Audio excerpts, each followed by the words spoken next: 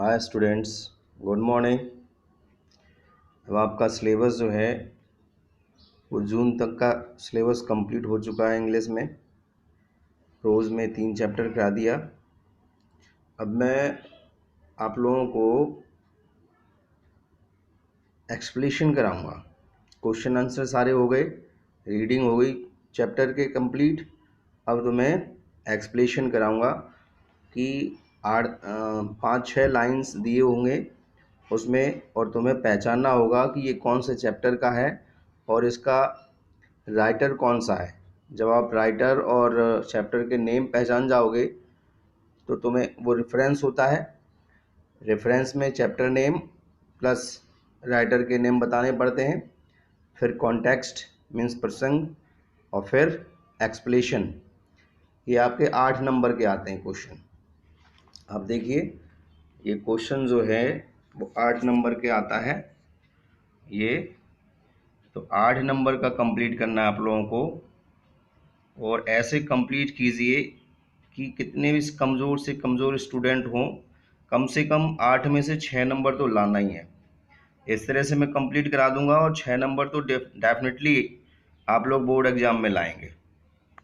तो जैसा मैं कहता हूँ वैसा कंप्लीट करना। पहले तो तीनों चैप्टरों के चैप्टर्स नेम और ऑथर्स नेम कंप्लीट करेंगे। उसके बाद जो मैं कह रहा हूँ, आज मैं समझाता हूँ, 2 पैराग्राफ समझाऊंगा कि किस तरह से रेफरेंस निकालते हैं, किस तरह से कॉन्टेक्स्ट लिखते हैं और कैसे एक्सप्लेनेशन करते हैं। फिर हम 8 नंबर के लिए कैसे भागीदारी निभाते हैं। तो लुक एट केयरफुली, ध्यान दीजिए। एक लाइन है, मैं पढ़ के सुनाता हूँ, वो आपको पहचानना होगा, आप पहले पढ़ चुके हैं। They were poor people to start with. They were poorer as they began their long trek. For all they could carry was a bit of food and a few belongings. Soon like were out of food. A few days after the day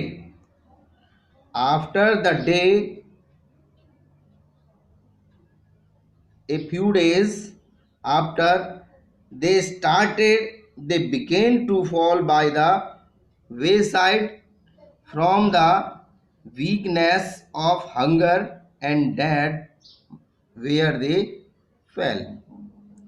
तो इसमें आप देख रहे होंगे, सबसे पहले poor people, फिर एक आया यहाँ carry was a bit of food and few belongings. Soon they, food के बारे में आया है, हंगर भी है। तो आप लोगों को चैप्टर पढ़ाया था कि किस तरह से रिफ्यूजी चिल्ड्रेन जो हैं अपनी जीविकापार्जन के लिए बास्केट्स और अदर थिंग्स बेचती हैं। तो यहाँ उन्हीं के बारे में बात किया गया है। तो हम कैसे लिखेंगे रेफरेंस? दीज लाइन्स जब पहचान जाएंगे तो लिखेंगे these lines have been taken from the lesson a girl with a basket written by William C Douglas. तो रेफरेंस ये है, रेफरेंस जब हम चैप्टर को पहचान जाएंगे, चैप्टर का नेम प्लस ऑथर नेम इतना लिखना है। These lines have been taken from the lesson a girl with a basket written by William C Douglas. उसके बाद कॉन्टेक्स्ट लिखते हैं। कॉन्टेक्स्ट इन्हीं पैराग्राफ में से 2 लाइन का कॉन्टेक्स्ट करते हैं हम कि इस पैराग्राफ में मुख्य से क्या कहा गया है।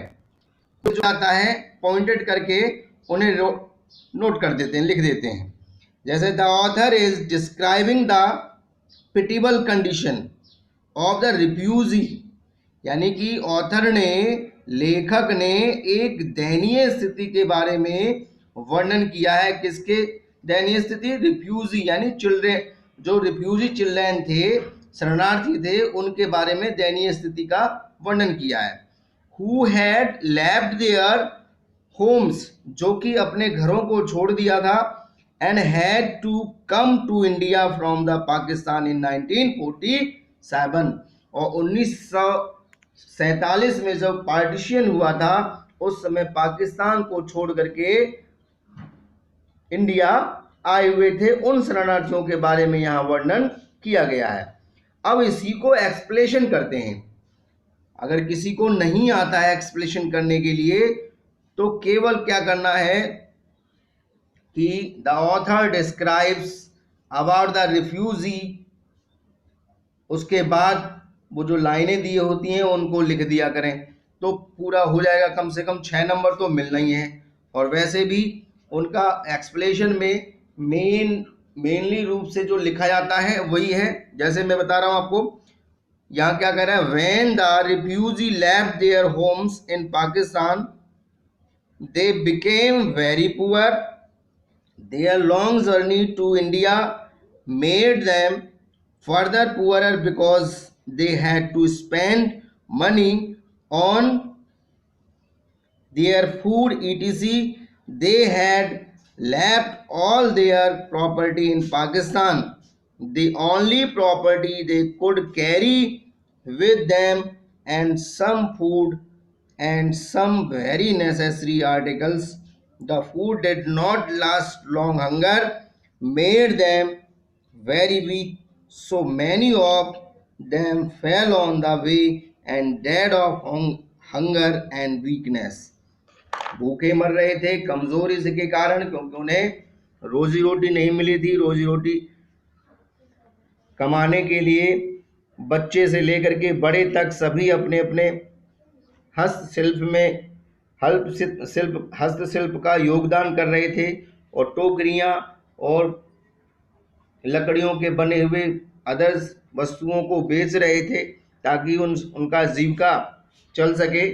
तो जहां भी ये रिफ्यूजी चिल्ड्रेन वाला चैप्टर है तुम्हारा, एक गर्ल विद ए बास्केट, तो ऐसे सारे पॉइंटेड होंगे, तो उन्हीं को देख करके हमें पहचानना होगा कि ये कौन से चैप्टर में से लिया गया है।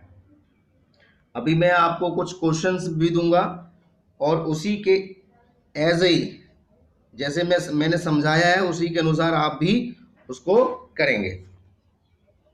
जैसे एक मैंने समझाया था अभी, ये देखिए। ओके स्टूडेंट्स, इसी तरह से आप करेंगे। Okay bye, thank you.